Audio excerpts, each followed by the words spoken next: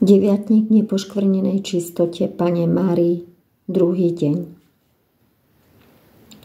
Údajné zjavenia Panny Márie nepoškvrnenej čistoty v Litmanovej boli údajné zjavenia presvätej Bohorodičky Panny Márie, ktoré sa podľa pútnikov diali od 5. augusta 1990 do 6. augusta 1995 na hore Zvír, pri obci Litmanova dvom dievčatám Ivete Korčákovej a Kataríne Češelkovej. Úcta k nepoškvrnenej čistote je medzi veriacimi živá dodnes. Jej posolstvá sú odkazmi aj pre dnešok.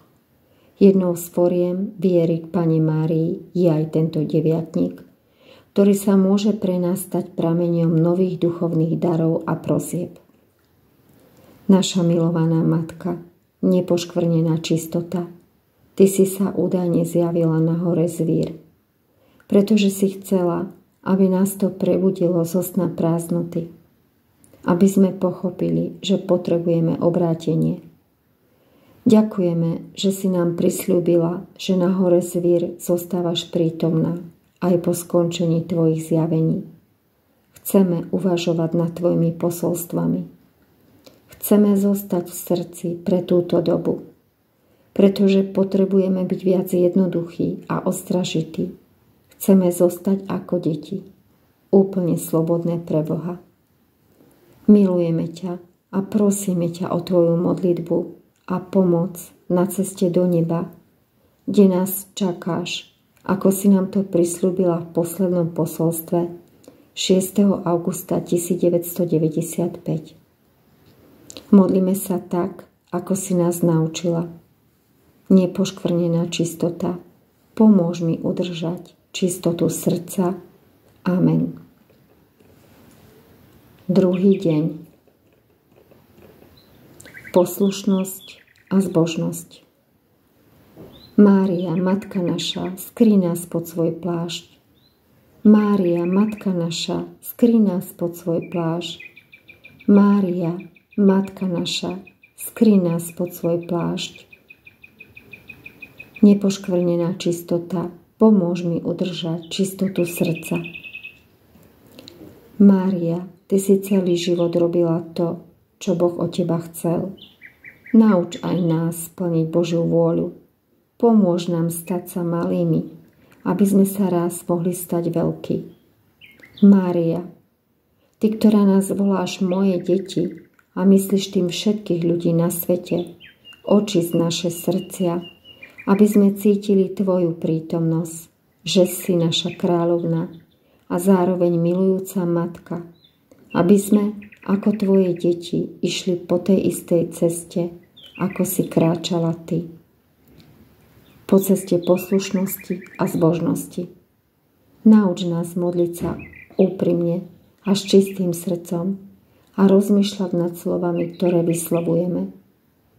Naplň nás radosťou z modlitby, aby sme potom mohli roznášať pokoj. Každodenná prosba ako prvý deň.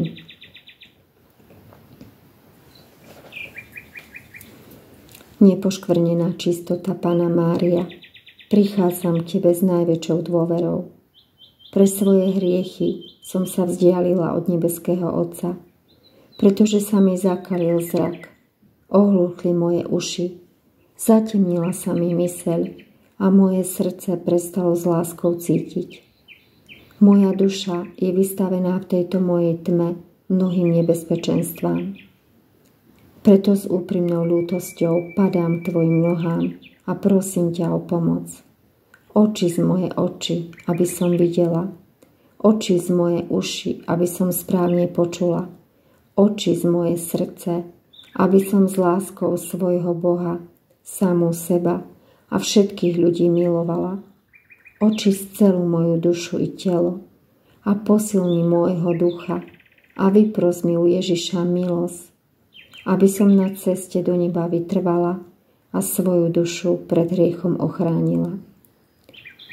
Prosím ťa, nepoškvrnená čistota, pomôž mi aj dnes mojej špecifickej prosbe. Tu prednies svoje prosby.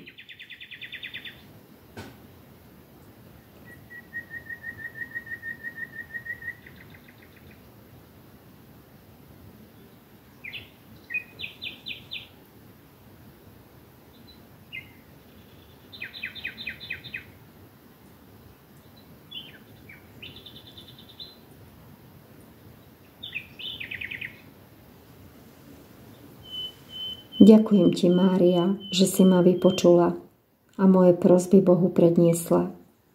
No ak je Božia vôľa, aby som i naďalej zotrvala v tomto kríži a zármutku, vypros mi vytrvalosť a trpezlivosť, aby som mohla všetko trpezlivo znášať na väčšiu Božiu česť a slávu a na spásu mojej duše.